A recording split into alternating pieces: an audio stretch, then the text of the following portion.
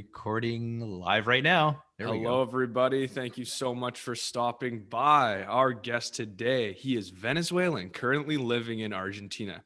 He is a political scientist with many published papers on Latin America's political evolution and current situation. He is a social bridge builder, volunteer, traveler, and looking to create as much positive impact in the world as he can. Everyone, please welcome Jose Ponte. Hey, Jose, how you doing today? Hi there. Thank you very much for having me here Dude, today. thank Hi, you Nigel. so much. Hey, Jose. Yeah, it's great. So you're in Buenos Aires in Yeah, right Argentina. now, correct. Right now we are finishing summer, but still we have some sun, so it's good. Yeah. Oh, Nice. beautiful. Yeah, because here we're in Vancouver in Canada, and we're just getting into spring. We've had some nice warm weather. We've had another. I don't like to date stamp these episodes, but COVID is still raging. We've had another outbreak, and they've closed Whistler Mountain for skiing and trekking and whatever for me. So that's a little bit that's a bit tragic for me because that was my escape to get outside. And not that I can't get outside, but I just yeah. So we've had another big surge here up here. And Yeah, go so ahead. what'd you do, Nigel, there? So the day they closed it, I heard there was a lone skier skinning up the entire mountain who got caught by the ski patrol and sent back down. Don't know if you know Yeah. anything Oh. about that. I don't know. I don't know who he was. I have no idea. I know. I know. Yeah. I've got these climbing skins that I like to climb the mountain with. I put them on the bottom of my skis and I ski up to the top of the mountain. Yeah. Similar to like in Argentina, those beautiful mountains down there. Mike, we were in Argentina. We were there a few years ago and just loved Buenos Aires was beautiful. And then we went to a place called Mendoza, which is right in the middle of close to the mountains, but it's the wine district, but also the massive mountains come out of the plains, the Andes. And it's just incredible. So Jose, so you're originally from Venezuela, which is really cool. And I bet hardly any of our viewers have been to Venezuela. I was super fortunate to go to Venezuela. Incredible, beautiful country back in 1979, 80, right out of high school. And I was actually working there, flying around the country in helicopters, surveying the coastline for environmental mapping. And it was a totally eye-opening experience for me because I was flying over Lake Maracaibo in a clockwise around the huge lake, which is open to the ocean. It's a brackish lake, so it's saltwater and it's freshwater. And a lot of oil production takes place there. And it was really, really dirty with broken pipelines of lots of oil. But the thing that got me is when we were flying up the one side close to the Colombian border, we were getting warned and hailed at by the FARC guerrillas, and they were taking pot shots at our warning shots at our helicopter to get the heck out of there as they were going to shoot us down. So as a young guy, living I was in Venezuela for quite a while. And I mean, I loved it. I was there on my own. I had an apartment in Caracas and I'd go out at night and I'd go for little restaurants and have dinner on my own. And then I met some people and I started hanging out. But it was absolutely incredible. So for yourself, like a young guy growing up in Venezuela, I don't know if you saw as much of a change. Like I saw this massive change in the country. But things have really changed a lot since that time. Hey, so yeah. Indeed, indeed. And yeah, as you said, I was born in Caracas, Venezuela, the capital city. But when Yeah. I was 5 years old, we moved with my family to Margarita Island. Ah, beautiful. Yeah, yeah. Yeah, on the Caribbean Sea. And well, the life there was different, but still the political situation affects the people there. Right. But yeah, as you said, in the border of Venezuela, in Maracaibo, Táchira, Mhm. Mérida, Barinas, Apure, they have a different situation. Yeah. And yeah, about the topic of environmental is worth now because the oil is spilled everywhere, and also the government is exploiting illegally Mhm. gold and coltan in the heart of the Amazon. Oh, So they are destroying all that part that will take years and years to recover. Wow. oh my gosh. But yeah, still, as you said, Venezuela is a wonderful country. I think all the countries in the world have something special, Yes. and we have our special thing that we have the tallest. waterfall in the world called Angel Falls Yes. in Canaima. And also you can find wonderful beaches in Margarita Island and also in Los Roques. Los Roques, I And know. Yeah. yeah, and live in Margarita was a good experience for me because it was a small town, right? We are talking about an island of 300,000 people. Now it's more, of course, but when I was there, was less. And well, I live really close to the beach. That's Mhm. why I think that's why I love the beach. And we have a beach called El Yaque Mhm. that is very popular into the people who practice windsurf and kitesurf. Yes. So I had the opportunity to meet people around the world just to be there, just for Yeah. being there. Yeah. So it was good. Wow. There's one thing I do remember as a young guy. I was very young. That Venezuela was extremely famous for some of the most beautiful women in the world. I have to say that because back in the, I don't know, it was the 1980s or whatnot, Venezuela won Miss World or Miss whatever those pageants were. Right. They won like 3 years in a row, or it was just mind-boggling that Yeah, yeah, fun fact, United States has the number one of Miss Universe, and the yes, second country is Venezuela. yeah, Nice. there you Yeah, go. that's it. Yeah, I remember that as a young guy. That's all. Yeah. That's it. Everywhere I walked in Caracas and wherever I went, every girl was like a beauty queen. It was mind-boggling. Yeah, Yeah, they take it very seriously. they Like right actually now, do. you know, the world is changing, and the women try to be more empowered and less like makeup and good dress. But still, in Venezuela, you find the beauty thing very important for women. Like they make surgeries to Yes. do things in their body, and they Oh use yeah. Mm, makeup. So they take it very seriously. Of yeah. course, now with the crisis, it's less, but Right. they still think that. Yeah. I was like in Brazil too, because I spent a lot of time in Brazil. Brazil, I think, are the number one for plastic surgery in the world, and maybe Venezuela is number two or three. I don't know. But so do you see like in Venezuela? So it's been an interesting political journey for me to see from being a fairly stable country back in the 70s and 80s, and then things slowly kind of crumbling away with the Chavez government, and then Chavez passing away a few years ago, and Maduro taking over, thinking there was going to be a change, but it's the same. It seems to me, looking from the outside, looks like it's the same, or I don't know if it's worse. It's just not on the news as much as when Chavez Hmm. was in power. Right. And so for young people and women, coming up are saying that like what's going on, there right now for like you mentioned for women in the beauty, but also, women now are becoming stronger, are the women getting the education that they need, to become like doctors and lawyers and things like that as well. So what's going on there now? Because we don't really hear as much about Venezuela as we used to about 2 or 3 years ago. Good. Well, and the situation there is getting worse. Now Mm. we are talking, as the UN is talking about a humanitarian crisis. Hmm. We have more than 5 million people leaving the country. Oh, And well, as you know, because you visited it, you know Venezuela was a rich country. yeah, very. Actually, Venezuela has 20% of the petroleum of the world. Like Yes, the whole world, you can find 20% just in Venezuela. that's right. And that is good and it's bad.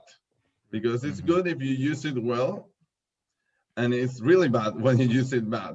And in this case, Chavez used it really bad, especially for corruption. We Hmm. are talking about that they stole from the country more than $500 billion, Oh, oh, and and more. That's an estimate. Could be more. Right. You can find fortunes for one person can have $1 billion in 5 years. So they don't work. They just stole money. Mhm. So it is it's really shocking what is happening now because people are dying because they cannot get an antibiotic Mm. or and can you imagine now with the situation of COVID? Like if you get COVID, you have the option to go to a public hospital and probably die there. But if you go into a private hospital, you have to pay like $1,000 per day. I think not even in Canada you will pay that. But the Oh. situation here is they don't have anything, and everything you can get it in the black market. And in the black market, of course, everything is more expensive.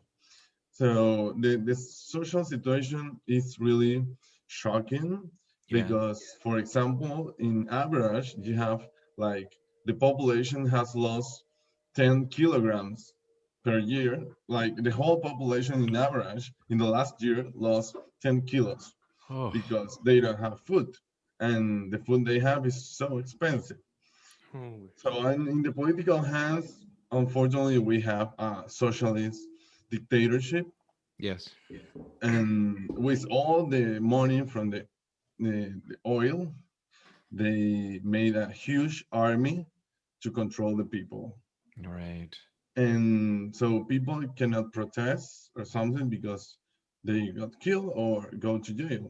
So it is a difficult situation, and the international community right now they don't have tools to do what they have to do Mhm. because some people think that should be a military intervention or something like that, but it's not possible. Mhm. And the UN and OAS is a Organization of American States. Yes. They try to do their best with the diplomatic tools, but they cannot do more. So if you see in South America, we have many problems, but in this case, it's special, not because it's my country, of course, it's because we are having in Venezuelan territory terrorist groups. Like Yes. we have Hezbollah from Iran, and that's a threat for Oh. all the countries in America. Hmm. Is that right? See, I didn't know that. I know that I mean, when I was there, it was the FARC guerrillas that were operating, between the Venezuela and Colombian border, which there was a peace a few years ago, but now it's back on again, isn't it? I think something. Yeah. It is with ex-president Juan Manuel Santos, Yes. FARC signed a peace, let's say, treatment, but a peace deal, but it wasn't real. Yeah. So it was for an election, Hmm. and still FARC and ELN, that is another terrorist group, they are still working. They are still doing drug trafficking. They are still doing sex trafficking, and actually they are doing this horrible thing that's called recruit child soldiers, right? Mm. And here in America, in the continent, we imagine this in movies and we think in Africa, right? Yes. Mm. But here, right in our neighborhood, we have child soldiers in the border between Colombia and Venezuela. And Oh. this is possible because the dictatorship in Venezuela, because if we will have their democratic government, this will not happen. Right. Yeah, I remember I was in, or we were as a family, we were in Colombia a couple of years ago, and we were in Cartagena, and then we were driving south. I had to do some work, and then along the side of the road there would be people with like bags of gasoline and tanks of gasoline, all the way, selling this gasoline. I'm like, what the heck is this? And apparently, what was going on is the people in Venezuela, because the oil price or the gasoline price was so low, it was pretty much zero, almost giving it away to the people. The people were risking their lives and going hundreds of miles across the border into Colombia from Venezuela, dodging all the terrible stuff to sell gasoline on the side of the road in Colombia. And I was just astonished by that. And we were with one of our friends, Jose, another Jose. Everybody we know is Jose. Yeah, the most popular name in Latin America. Yeah, it has to be. And Yeah. Juan. So Jose and his father Jose, Josecito. We call him Josecito. So Josecito's got to go back to Venezuela. He's down in Lagunitas, down in Lake Maracaibo. But he's in Colombia with us, and he has to basically try and find a bus that's going to get him across. He's going to go for hours and hours and hours just to get back home, and very, very, very dangerous at night.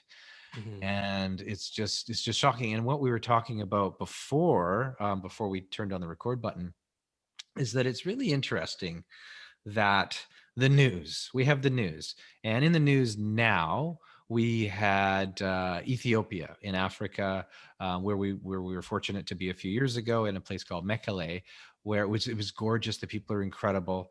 And now there's a war. There's a full-on war going on there, and we see that in the news for about 2 or 3 weeks, and then it disappears. Doesn't mean the war goes away. Same thing in Myanmar. We were in Myanmar. I was with Devin and our family in Myanmar a couple of years ago, and absolutely incredible country, beautiful, beautiful people. And then, the government it's now I think it was 140 people were killed the other day by the government, and there's this uprising, and it's just we hear about it on the news for a very short period of time, and then that'll disappear, and the next flavor of the day will pop up. And Venezuela was like that a few years ago with Chavez. We haven't heard about Venezuela in the news for a few years now, and it's just as bad or getting worse. And it's I don't know what to say. That's very common. Yeah. One thing is like, this is not new. We have been living with a dictatorship for 60 years in Cuba. I never say anything. True. And the situation in Cuba is very special because you have all the argument they said that it's United States false, but it's not real, by the way. And you have this system destroying this society for so long. And even people go into Cuba, do tourism, spend 7 days, wonderful days in beautiful beaches, and they go back. And the whole money they spend in that island go directly to the dictatorship. And it was very common before. Now with the Venezuelan thing, people are realizing the situation. But during 60 years, people were like, okay. Yeah. And it was our neighborhood, right? Because we know in Africa, the situation is really tough. Yes. In Sierra Leone or Ethiopia, like you say. Sudan, and Yeah, in Ghana, Congo, etc. But here in our neighborhood, we are a peaceful continent. We shouldn't accept these situations. Yes. But we did before, and we are doing it now. Right. Yeah, that's right. I know. And we were with our family, and we were throughout South America. We were in Brazil. I was with Devin was in Brazil for quite a while with us. And again, another fantastic, beautiful country. A little bit edgy. It's got that edge to it, which I like. I actually like the little edge to Brazil. The people are very happy, but there's that edge. There's a bit of you feel something. I don't know. But I know Devin had an experience where you were with one of our guys, and you guys took off in the middle of the night in Rio de Janeiro. And what did you see there? When that was quite the experience, from with William, everywhere from we've been, Mexico, Tijuana, and, other places, but it was definitely one of the like you're saying, one of the edgier feelings that you get.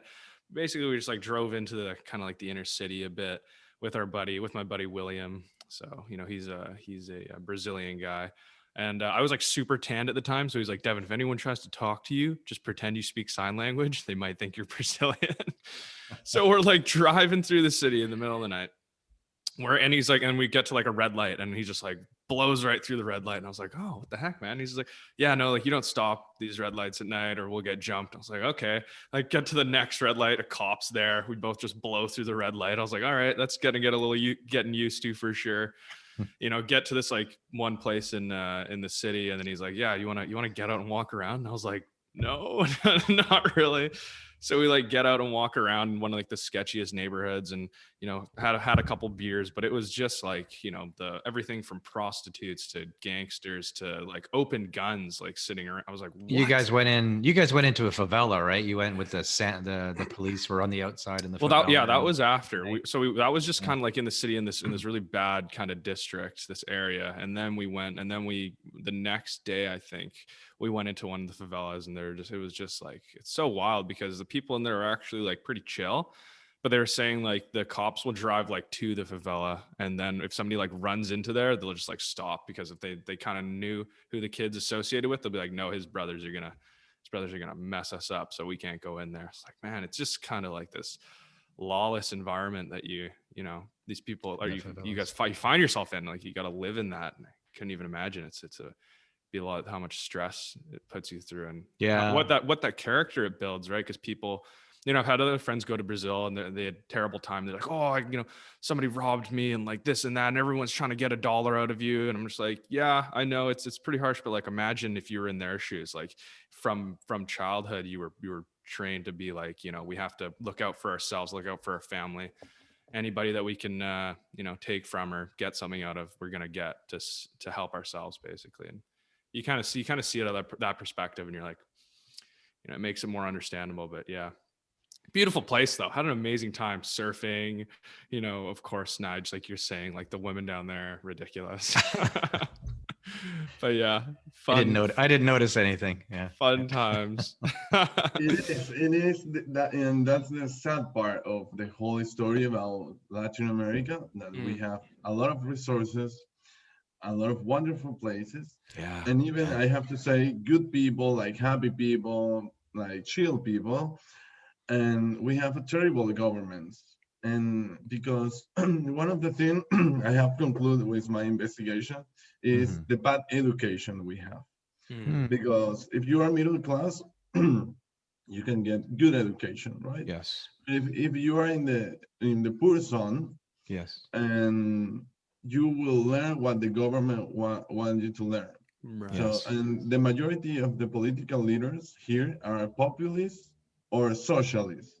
And I know in developed countries, socialist government has another point of view.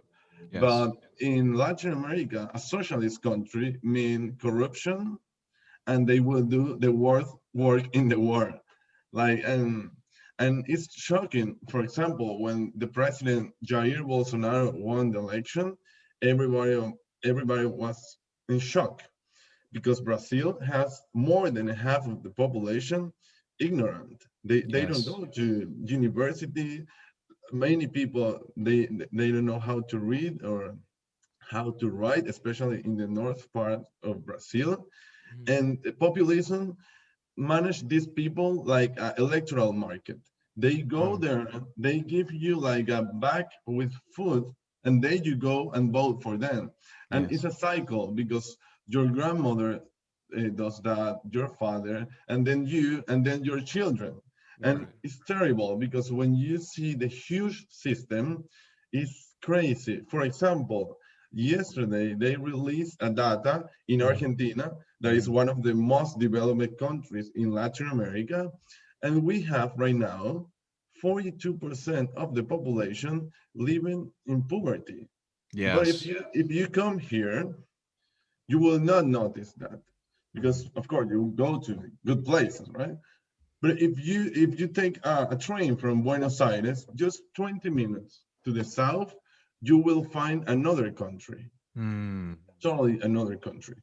Yeah. And the sad part of this, into this 42% of poverty, 57% are children. And you don't understand that, because Argentina is a rich country that produces mainly food. The first production of this country is food. So how can people eat? Yeah. And when you see this, you don't understand. But when you check it out, you see it's a political system to control the people. I mean, the poverty is the tool of the political leaders in Latin America. And that's one of the things why I studied politics. I want to change this. And I think all my partners too. But it's difficult, because it's a huge structure. It's a huge system with many, Yes. many tails, Mhm. and it's difficult to cut it out. Yeah. So correct me if I'm wrong. So in most of South America, most of the countries are democracies. But with a democracy, you need, like we're talking about education, you need a base layer of the population, or most of the population, to be educated, and educated on issues, and educated so they can actually go to, like yourself, go to a political meeting with your whoever they are, your member of parliament in Canada, and you ask questions and you ask what's happening in politics. If you don't have a base layer of education in a country, democracy will not work, because Correct. people have to partake in democracy. Democracy means the people take part in the government. It's not a dictatorship, it's the people take part. In order for the people to take part, they have to be educated on a certain level to be able to take part. If they're not educated, well, then it's not really a democracy. It doesn't work. And like you said, the people with power it'll look like a democracy, but the people with the power will be able to keep the power because they keep the people uneducated. And that's what we see. I mean, we're very, very, very fortunate in Canada. I mean, we're not perfect, but we've got a base level of education throughout the population. Pretty much everybody is fairly well educated, so we can take part in democracy. When people, but then we also run into problems when we do have people educated. People, after several generations of democracy, people tend to get a little bit complacent. No, I don't need to take part in the government. Oh, and they do, you go to a coffee shop and you just bitch about it. You don't actually take part. In order for it to work, you have to take part. You have to take part in your government. You have to be aware of the issues. And over time, democracies can crumble. I think it's been shown that democracies only ever last for a few hundred years or whatever, then they crumble because the people become complacent and they just don't take part in and then it just goes in another circle again. So in Latin Yeah, America, democracy, I yeah, think it's a work day. You have to work in democracy work. every day, Yes, and transmit that values in your community and in your family, of course, because in other way, even in developing countries, you can get really bad leaders. yeah, exactly. I mean, even you look at the United States, it's been going through some really difficult times the past couple of years. Yeah. And you have that base layer of education. It's losing. I mean, it's losing. It's like you have so many people that aren't really that well educated in the United States, but they're masses and masses of people. And so you're seeing things that, the fiber. Sorry, go ahead, Devin. The fiber. Well, yeah, you get more people riled up basically like on a social media post than you would even Right. people going to like a town hall meeting, right? All these people are like, oh, this makes me so angry. I'm gonna post about it. I'm gonna write about the. It doesn't do anything. You have to go to these places where you have your your mayor or whatever, and you go and you can put your 2 cents in or become a politician. But everybody bitches and complains, like you're saying, but these people won't be politicians and they won't make a change. And yes, people will become complacent and go, oh, it's always been like this. The system has always been like this. We're like, well, no, it hasn't. It used to be, one person, it used to be imperial. There was the king, queen, or whatever. It's always been democracy. It's fine. I don't have to take part. No, it hasn't. No, It's the you're most right. important. It's the most important thing for, I think, the whole Oh yeah, all one of the all the people. example. Yeah, one of the example of Venezuela was one of the strongest democracy in the Yeah. region. We had high quality of life. We have a really high democracy, high quality of democracy, and now we have like the worst dictatorship in the history of Latin America, the Right. worst. Wow. And you see, it's not like you don't have to assume democracy will be always there. Mm-hmm. Yeah, that's right. Exactly. That's right. I've actually been going the past few years. I've been going to some of our political meetings with our members of parliament. They hold them locally here all the time, and anybody can go. And what was really interesting for me in Canada is that the majority of the people, there's probably 200 people there, were all, and I'm getting older, but they were all people either my age or a lot older, retired, And, the issues they were bringing up with our MP is, talking about dog poop on the sidewalk and things like that, which, okay, I don't like dog poop on the sidewalk, but there were no young people there talking about real issues. It was people talking about, fixing the gate at the rec center or something. It wasn't there these really, the MP would get up and talk about all these political issues, but when it became question time, it was more about what's happening in their little thing as opposed. So what I saw, the demographics, there weren't the young. I think there was 3 or 4 university students sitting behind me, and they were asking really good questions. That was it out of 200. So they just weren't taking part. And it's probably, I don't know if it's always been that way. Well, the young people need like that instant gratification. They don't need they don't care about legislation, regulations going through like going and actually saying something. They're like, let's go protest because we have the right to protest. And then after protest happens, everybody goes, okay, let's go home. The news probably won't even cover it because they don't want that issue to come up in the news. They don't want that at all. That it never even happened, really. Yeah. You get one person running around getting people to sign a petition, that, has some back that can do something. But at the end of the day, if you had all those people go to one of those meetings, those town hall meetings, and all put up their hand and all go, hey, this shit, we want to change this, then you can make a difference. Right. Exactly. Not that I don't believe in protesting. I'm saying like there's a place and time. Like I think but it's just kind of like the young people need to go and go, this is happening. Look at this. Rather than sit there and go, my political views are different than what's happening. Let's change this, but whatever it is.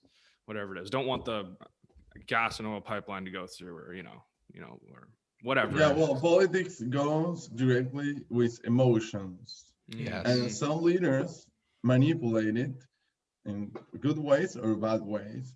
And one of the things that I could see the difference here is like, as you described before, Dev, in Brazil, this situation is not common in Canada. So a young guy in Canada will say like, my life is good, I don't have any problem. Why I should get in politics? Because I want to be engineer.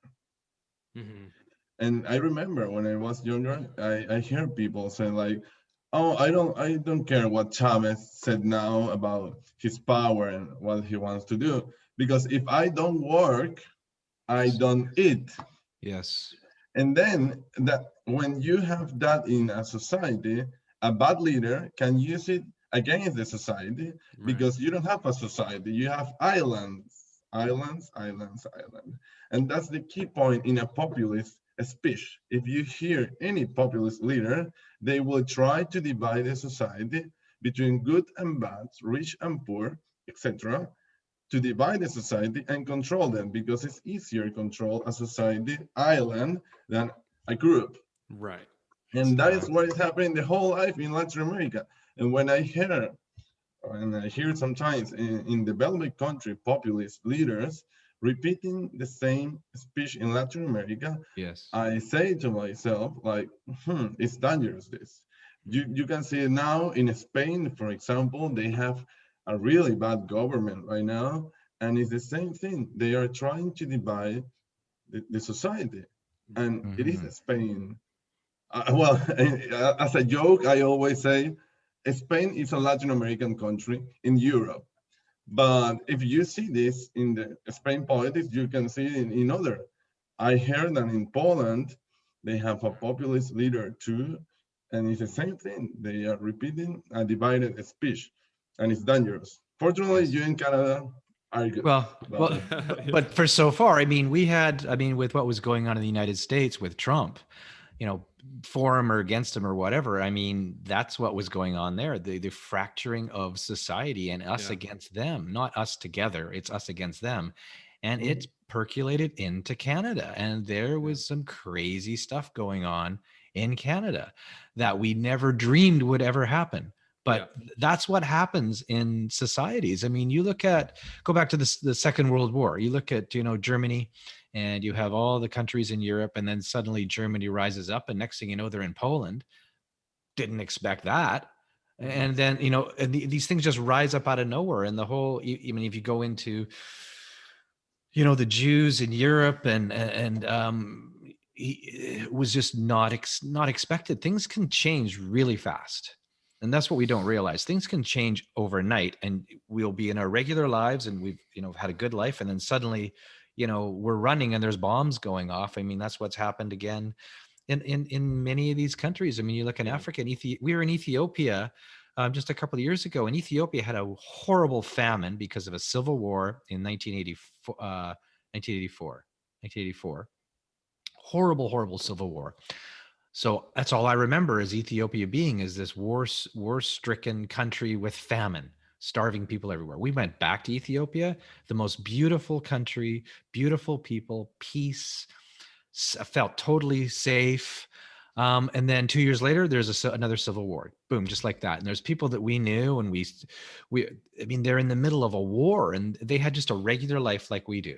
And it just happens like that. Things just, so what you're doing, Jose, I think with your with being a political scientist, I think is really important. And like I said, when I go to these meetings, the youth aren't there, not the ones that I've been to anyway. And so it's really important for the younger people to take part in these democracies that we cherish so much, and our forefathers have fought so strong to bring about.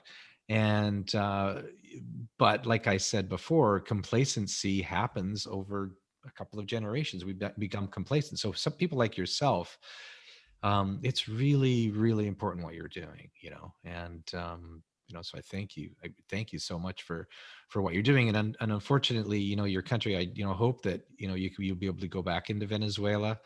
All the Venezuelans that I know, except for a few, have left or either in Panama or Argentina, like yourself. Most in Panama. And we have some very good friends that still live down in the Maracaibo area. But it's really tough. It's really, really tough for them. And yeah, and the thing is, when this get really hard, like in Venezuela, where the army take the power, now you as a citizen, you have no tools because you don't have tanks or guns or a lot of guns. And that's the break point where you say, like, this is not coming back. So you have to see the signs in every speech, in every political leader, to try to recognize who could be the bad guy. Right. And it's difficult because you have to follow the politics every day, and probably you have other stuff to do. But it's important to notice you have to take care of politics, even if you are engineer or something like that. You have to take care, because politics is about society, about your country. And even if you are a genius and your country get in a dictatorship, you will be affected and you will have to leave. And leave means leave your values, your house, your family, your friends, and start over in another country, in another society. And for sure, by the time you will get along, but it never will be the same. Yes. And I know, for example, Canada is a huge country, a wonderful country, an open doors country, and you have many, many nationalities there. We do. But for sure, the first day when they arrive there, they feel like we are starting again. Yes. And the thing is, it's a fun fact, but it's tragic, this. And in the case of Argentina right now, we have a populist government, and they are saying some things that people are afraid of. Mm-hmm. And one of the things some of them tell me every day is like, well, migrate into Latin America is like if you move room to room into the Titanic. So you move to one room to another, but you are in the same boat, and you know what will happen. It's funny and tragic at the same time. Yeah. Because we move into Argentina, and every time an Argentine that I don't know, like I meet him occasionally, he said, "Oh no, you show the wrong country. You have to leave." Yeah. Because we are going to Venezuela too. Yeah. And it's tragic because you have the situation there, and people don't understand, but they don't understand because they don't want. It's because they don't have the tools, they don't have the education, Right. because it's like a system, as I said before, it's so difficult, and to change that is really tough. Well, as we comment in the email, I am working in a voluntary here because Yes. I love volunteering like since Mm. years ago. And here is a barrio here in the city. It's about 40,000 people there, and you see how the politician manipulate that people. It's like, if you vote for me, you will get this. If you don't vote for me, you will not get this. It's like they use the state money for their personal purpose, Right. manipulating the people. Yes. But has been the whole life. And so they don't see that like weird or bad. Yeah. They see it like normal. They don't know any different. Right. Yeah. Exactly. And so now we are trying to teach them, especially the younger ones, but it's difficult because it's the environment you develop every day. Exactly. Yeah. Wow. It's interesting, but when people ask me, Nigel, where do you travel to? Where do you like to travel? If I've been so fortunate to travel a lot, and people ask me where are my favorite places that I've been, and everywhere is special. But I really love Latin America. I love if people go, Nigel, well, you go to, South America quite a bit. You're in Brazil and you're in Venezuela and Peru. And, why do you go there? It's so dangerous. And I go, well, hang on a second. It's, the news and whatnot perceives it, and you got to be careful. You don't go out 11 o'clock at night in the dark down an alleyway, just like you wouldn't do it here. Um, but I love every country that I've been to down there.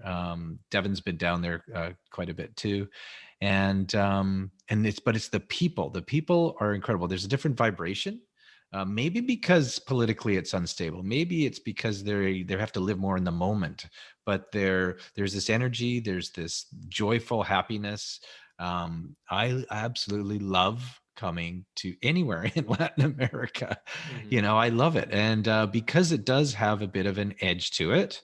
But when I go, I feel probably more alive. I feel more alive than I do here because there's a bit of an edge to it, and people are they're living in the moment. They talk about their political situation, but they're a lot. People are alive. They're really It's like alive. an energy, It's an energy in the environment. yeah. Absolutely. So I don't know what to say, but I just I love going. And then you mentioned immigration in South America. I mean, again, here in Canada, we're all, our whole, I'm an immigrant. I came from the UK on a boat when I was 4 years old. My parents came over. My wife, Reiko, Devin's mom, came when she was 4 years old. She came in a plane. I was in a boat. She has one up on me on that.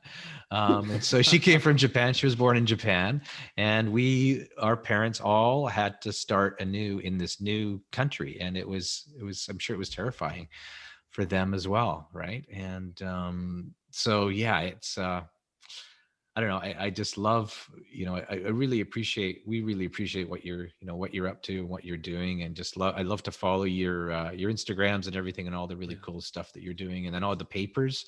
You've written so many papers. We'll post all of this so people can read, all in Spanish, but we hit the translate button and get some crazy Google Translate or something. I don't know, but Yeah, for thank some. you very much.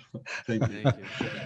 Yeah. So I don't know, Dev, you got I mean, we've just been good. This is great. I mean, we're almost going an hour here, and it's just, love talking to you, Jose. Devin, you got any No, I questions think we there? covered a lot there, and we made it really nice. And we'll definitely have to have you back on the show when you got some stuff going on, because this is so Yeah. good having you. Thank you so much.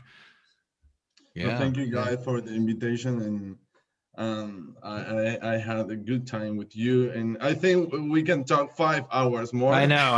That's the thing. Yeah. Maybe Of we will. course. We'll just cut them out. We'll call you back and we'll do another. Yeah, No, thank you. we really want to know, because I think it's really important that, like I said, the news only shows these little snippets of things going on, but to have like correspondent, like people that are actually in these areas, Mm. letting us know what's going on, because we've spent, time there. And I just love keeping in contact with the real people on the ground that are doing real things. We actually have a great guy coming up. His name's Ian Kunenfest. He's a journalist.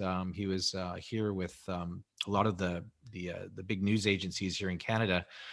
But he also trains journalists in Africa, in Sudan. So he will leave here. He's South African originally, but he goes into Sudan and he trains journalists because all the journalists keep getting murdered and killed, and so he goes and he trains more, and he goes out in the field with them. And it's the people on the ground getting those stories out are very important for people to hear. And like yourself, what you're doing, the stories are really important for all of us to hear. And so we just thank you so much for what you're doing. No, thank you once again for the invitation, and I hope your public like this podcast. You had great you had great guests, so I think your podcast is great. And when I heard the first, it was like, oh, they are doing this, and the name Impact is very interesting because means a lot. If you see Right. the word impact, it's more like influence, for example. Right. Impact is bigger. Well, what, So what we thank do you, is thank you. we're interviewing game changers around the world, people that are making a difference, and you're definitely one of them. And I just love to see the youth because you're young, and you're a game changer, and you guys are the generation that are going to change the world. And I'm the old guy. I always say I'm the older guy, and I've got this much bandwidth left, where the youth have this much. They've got so much. And I mean, and with social media and everything, there's the positive sides in it. There's the youth around the world, everybody's on social media. The message can get out as long as it's the right message. You can get that message out to a bigger audience. So the youth are the ones that are going to change our world to make it a better place for everybody and all life on our planet. So thank you so much.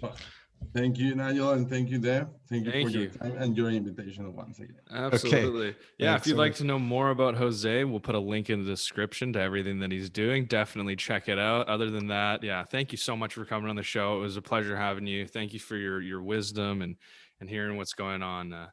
It's not so far away from us, and it's good for That's people right. to open up their horizons and realize what's going on. So thank you. Thank you.